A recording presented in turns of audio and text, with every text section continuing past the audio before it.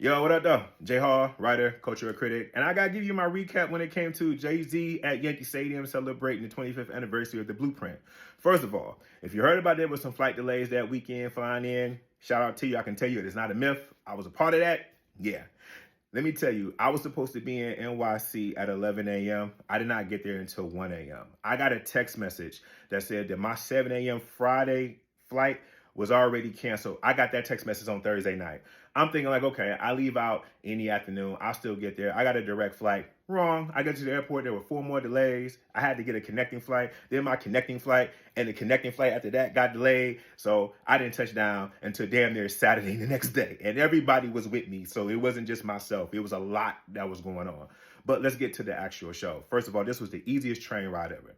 You get on the train on your way to Yankee Stadium, you already knew where everybody was going, whether you from there or not. And listen, I lived in Brooklyn twice. I never really messed with the Bronx a lot unless I was going to a Yankee game to see them play the Tigers. So I'm not necessarily that familiar, but there was a lot of energy on the way there. I was having conversations with strangers that I'll never see ever again, and I never saw them before, talking about albums that Jay had put out and where we were, or making arguments or what we're going to do, and you know, who he's actually going to come out with. Because at this point, we had already heard who came out the night before that. Beyonce came out, Alicia Keys, Nas had came out, Jazzo. So people was making all these guessing games and having all these theories. And it was exciting to kind of have that kind of feeling. Plus, the people I was with, we was all feeling energized. So when I get to Yankee Stadium and you see it, the first thing I feel was the energy in the streets. I mean, the Bronx was definitely on fire, right? In a good way. It was positive. People were telling T-shirts. You can tell it was like a whole stimulus package going on around the way because people was finding a way to make their money. Like New York was definitely getting the money.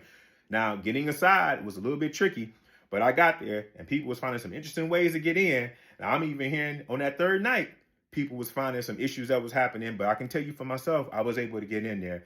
And as I sat in there and I saw people that I haven't seen in years, and I saw people from Detroit, and it was people from all over, out of the country.